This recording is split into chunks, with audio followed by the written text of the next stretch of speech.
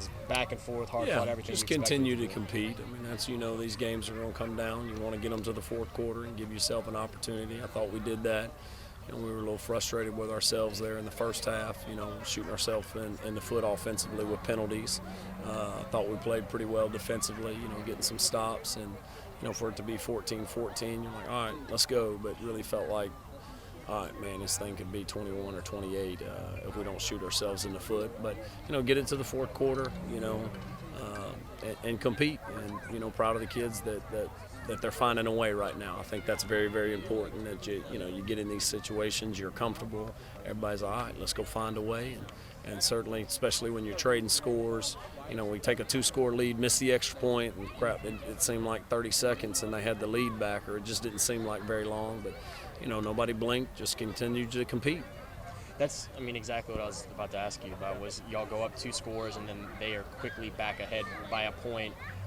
But you mentioned nobody blinked. What are y'all having to talk to them at all about that, or it's all No, there? I think you do it over the course of the week and try and plant seeds. And, offensively it's a very veteran group, and defensively it's a lot of young kids, but there are some seniors out there. But it's a high-character group of young kids that love to compete. So, just keep playing, just keep playing. They're a championship program. I have as much respect for Coach Ball and Kyle and that staff and the job, Earl, the job that they do as I do anybody. I admire and respect how they've built that program over there. And that they ain't fixing to bat an eye. Their kids have been in this situation, and they're going, it's going to take 4 quarters, and that's what it took tonight. We made a couple plays that won the game. Y'all's the development of you mentioned some young guys that have grown up a lot. Your 2 sophomore quarterbacks, where they are right now, they came in and we're kind of waiting to see what they were going to be, and they are what you need them to be. And on the other side, you guys like 21 and 5, stepping up in key spots. Yep. Yeah, a lot of development still left, a lot of room for growth, and very proud of them.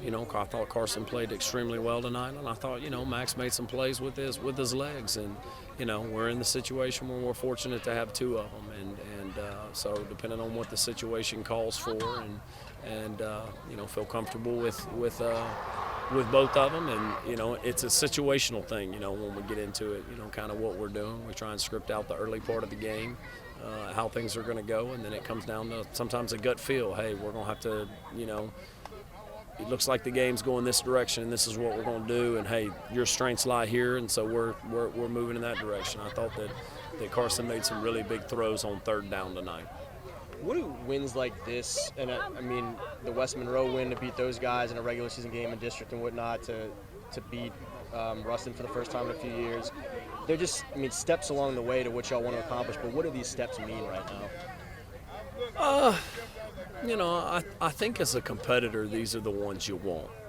Obviously you got to start winning some, but to win it against the championship, the best teams, I think those are the next steps in trying to establish yourself or get on the right path as a program. And you have to embrace playing them. Some people don't embrace playing them, or, I think the staff, the coaches, I've got incredible guys in there that are doing a really good job, and they're competitors. Like, this is what they want. This is the environment that they want to be in, and I think that bleeds down into the kids when you want to go seek out. And we don't have to seek it out in our district. It's week after week with what it is. But, it's awesome. Very, very proud. It's won.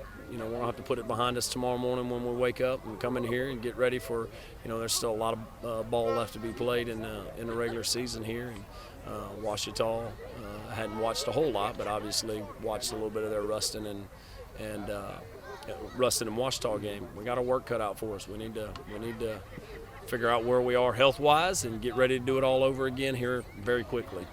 There's a sense, whether it be kids, community, y'all as coaches, that the rest of the state hasn't quite figured out where y'all are right now. It hasn't kind of bought in or respected y'all.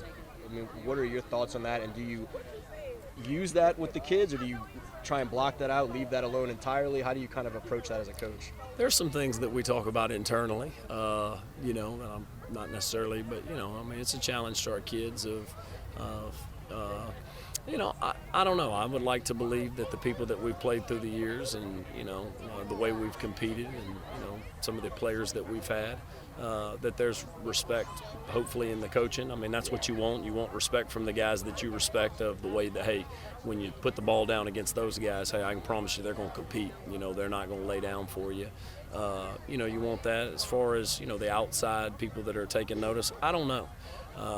I know that traditionally people have looked down their nose or whatever you want. I mean, you hear all the stuff. And so put a big old chip on your shoulder and go to work. Coach, take me through that final drive. We were in a game state of the game where it seemed like both teams were just marching down the field, taking the lead back and forth from each other. With 3 minutes left, what did it take from your defense and from your team to lock down and be able to stop them, especially when it felt like they were able to continue that drive when you lost chance after chance?